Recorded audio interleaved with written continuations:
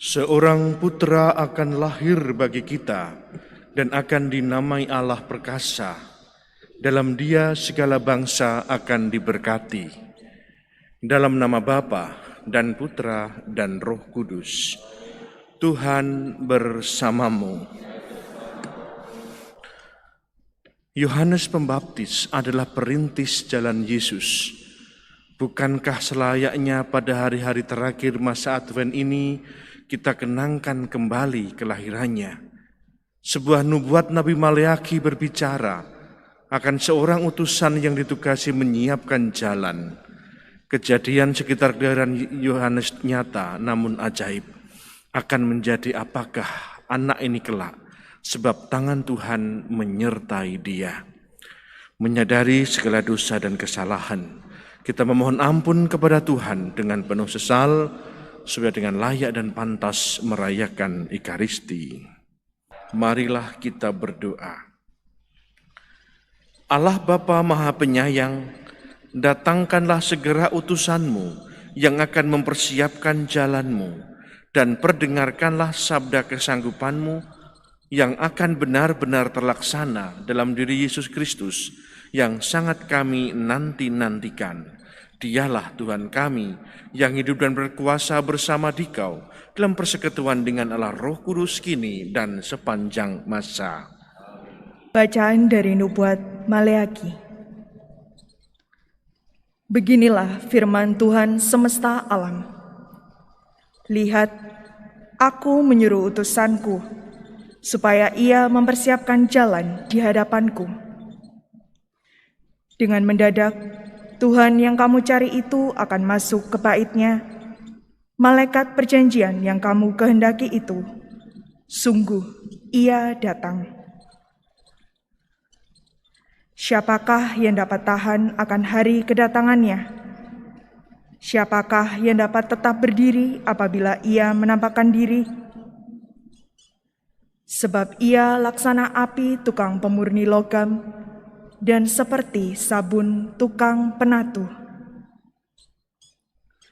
Ia akan duduk seperti orang yang memurnikan perak, dan ia akan mentahirkan orang Lewi, menyucikan mereka seperti emas dan seperti perak, supaya mereka menjadi orang-orang yang mempersembahkan kurban yang benar kepada Tuhan. Maka persembahan Yehuda dan Yerusalem akan berkenan di hati Tuhan, seperti pada hari-hari dahulu kala, dan seperti di tahun yang sudah-sudah. Sesungguhnya, aku akan mengutus Nabi Elia kepadamu menjelang kedatangannya, hari Tuhan yang besar dan dahsyat itu. Ia akan membuat hati para bapa berbalik kepada anak-anaknya, dan hati anak-anak kepada bapanya, supaya jangan aku datang memukul bumi sehingga musnah. Demikianlah sabda Tuhan. Syukur kepada Allah. Bangkitlah dan angkatlah mukamu, sebab penyelamatmu sudah dekat. Bangkitlah dan angkatlah mukamu, sebab penyelamatmu sudah dekat. Beritahukanlah jalan-jalanmu kepadaku ya Tuhan, tunjukkanlah lorong-lorongmu kepadaku. Bawalah aku berjalan dalam kebenaranmu, dan ajarlah aku, sebab Engkau Allah yang menyelamatkan daku. Bangkitlah dan angkatlah mukamu, sebab penyelamatmu sudah dekat. Tuhan itu baik dan benar, sebab itu Ia menunjukkan jalan kepada orang-orang yang sesat. Ia membimbing orang-orang yang rendah hati menurut hukum, dan mengajarkan jalannya kepada orang-orang yang bersahaja. Bangkitlah dan angkatlah mukamu, sebab penyelamatmu sudah dekat. Segala jalan Tuhan adalah kasih setia dan kebenaran bagi orang yang berpegang pada perjanjian dan peringatan-peringatannya. Tuhan bergaul karib dengan orang yang takwa kepadanya, dan perjanjiannya Ia beritahukan kepada mereka. Bangkitlah dan angkatlah mukamu, sebab penyelamatmu sudah dekat. Haleluya, haleluya, haleluya.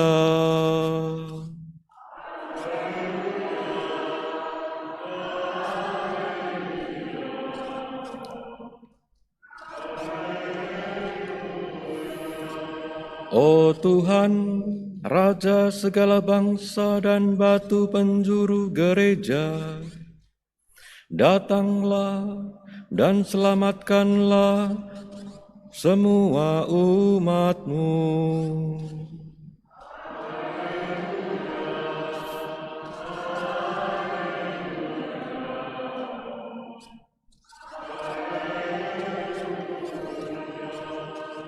Tuhan bersamamu. Inilah Injil Yesus Kristus menurut Lukas. Genaplah bulannya bagi Elisabet untuk bersalin dan ia melahirkan seorang anak laki-laki.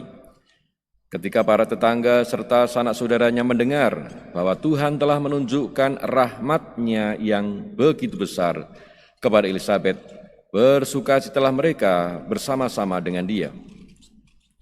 Maka datanglah mereka pada hari yang ke-8 untuk menyunatkan anak itu, dan mereka hendak menamai dia Zakaria menurut nama bapaknya. Tetapi Elisabet, ibunya, berkata, "Jangan, ia harus dinamai Yohanes."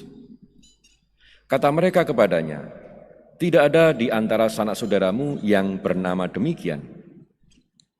Lalu mereka memberi isyarat kepada bapaknya untuk bertanya, nama apa yang hendak diberikannya kepada anak itu. Zakaria meminta batu tulis, lalu menuliskan kata-kata ini, "Namanya adalah Yohanes." Dan mereka pun heran semuanya. Seketika itu juga terbukalah mulut Zakaria dan terlepaslah ikatan lidahnya. Lalu ia berkata-kata dan memuji Allah. Maka ketakutanlah semua orang yang tinggal di sekitarnya, dan segala peristiwa itu menjadi buah tutur di seluruh pegunungan Yudea. Semua orang yang mendengarnya merenungkannya dan berkata, "Menjadi apakah anak ini nanti? Sebab tangan Tuhan menyertai dia." Demikianlah Injil Tuhan. Ibu bapak, saudari, saudaraku yang dikasihi Tuhan, mungkin sekali waktu kita pernah mengalami sulit untuk berbicara, entah karena badan kita sedang sakit, atau mungkin kita sedang gundah gelisah, sehingga enggan untuk berbicara, atau juga karena tidak tahu harus berbicara apa. Namun dalam semua keadaan itu, andaikan kita tetap diminta berbicara, kita harus berbicara apa? Hanya satu, memuji dan memuliakan Tuhan. Hal inilah semestinya yang menjadi dasar dari setiap kali kita berbicara dimanapun, terhadap siapapun, atas peristiwa apapun. Memuji dan memuliakan Allah seperti Zakaria. Alasan pertama, bukankah Tuhan Allah menciptakan semesta alam ini semua baik adanya, dan kemudian menciptakan kita manusia ini menurut gambar dan rupa Allah, dan kita dijadikan sebagai mahkota penciptaan.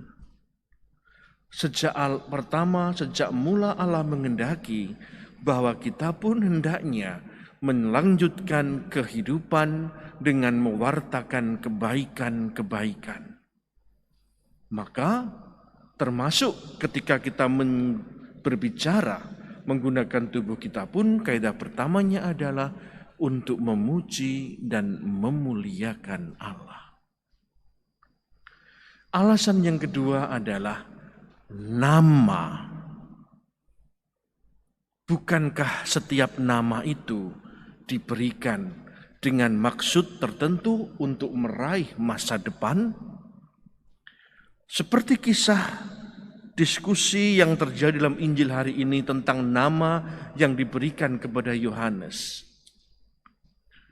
Demikian juga kita semua memiliki nama baru berkat sakramen baptis.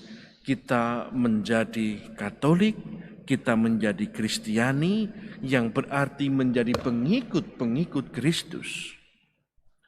Dengan nama itu kita dikenal, karena sebagai murid kita meneladan Kristus Sang Guru yang berkeliling sepanjang daerah waktu itu dari Galilea menuju Yerusalem, menghadirkan kebaikan-kebaikan untuk siapapun. Inilah sebuah tekad mempersiapkan kedatangan Kristus di masa Advent ini, menyambut Natal hari ini, bisa kita siapkan juga dengan mempersiapkan diri kita dengan senantiasa memuji dan memuliakan Allah.